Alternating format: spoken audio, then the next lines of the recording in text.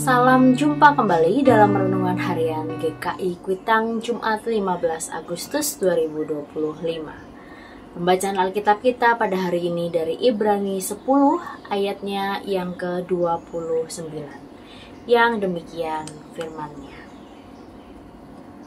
Bayangkan betapa lebih beratnya hukuman yang harus dijatuhkan atas orang yang menginjak-injak anak Allah dan menganggap najis darah perjanjian yang menguduskannya, dan menghina roh anugerah. Shalom Jemaat yang terkasih di dalam Tuhan Yesus Kristus. Apa kabar Bapak Ibu Saudara? Kiranya Bapak Ibu Saudara dalam keadaan sukacita. Jemaat yang terkasih, pernahkah Bapak Ibu Saudara Saudari menjumpai kemasan suatu produk yang mencantumkan tulisan undian berhadiah? Atau pernahkah Bapak Ibu Saudara menjumpai promo-promo ketika sedang berbelanja di supermarket atau belanja online?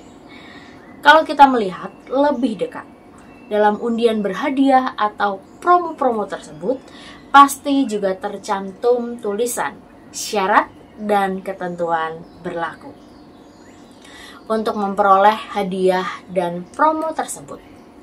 Hal ini menunjukkan sekalipun ada hadiah atau promo, untuk mendapatkannya tidak bisa secara cuma-cuma dan diberlakukan pada siapapun. Pasti selalu ada syarat yang harus dilengkapi untuk mendapatkannya.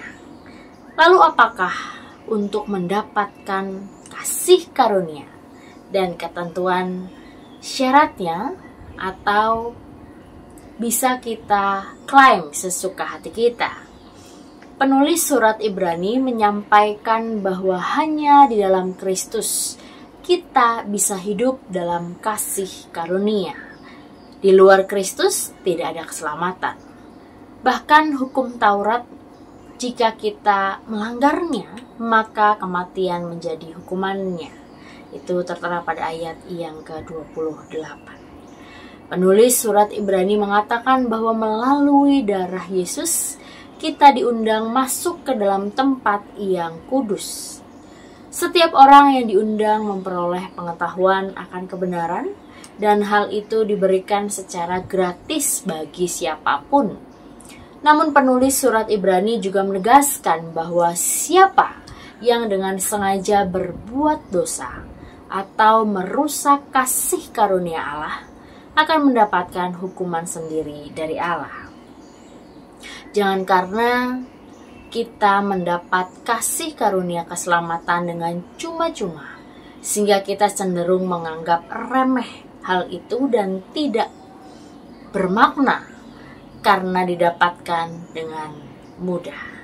Contohnya, karena kita tahu bahwa dalam ibadah minggu terdapat bagian dalam liturgi, ada panggilan pertobatan dan berita anugerah.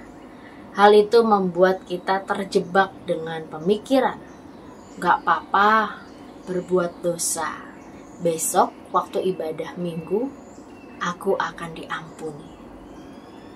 Jemaat yang terkasih, jika kita masih memiliki pemikiran yang demikian, maka itu sama halnya dengan menyia-nyiakan kasih karunia Tuhan dalam kehidupan kita. Di bulan Hud ini kita diajak untuk menghargai, melihat, merasakan kasih karunia Tuhan yang senantiasa setia memelihara di tengah-tengah kehidupan kita. Dengan hidup benar, dengan hidup kudus di hadapannya, kita diajak untuk bersama-sama merasakan pemeliharaan kasih Tuhan.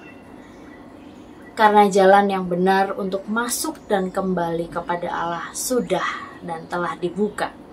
Mari kita jalani hidup kita, hidup yang tentu berkenan di hadapan Allah dan di hadapan sesama. Selamat berefleksi untuk setiap kita. Tuhan memberkati kita. Mari kita berdoa. Ya Tuhan yang Maha Agung, kasih-Mu sungguh tiada bersyarat. Ketika Engkau menebus setiap kami Ajar kami untuk mengingat ya Tuhan, bahwa kasih-Mu sungguh luar biasa. Kasih-Mu yang Kau berikan kepada setiap manusia dengan tanpa syarat. Biarlah kami dapat menghidupi kasih itu di tengah kehidupan kami, sehingga kami juga dimampukan untuk dapat melanjutkan dan mewartakan kasih setia Tuhan kepada banyak orang. Mampukan kami ya Tuhan untuk melakukannya. Dalam nama Tuhan Yesus Kristus kami telah berdoa.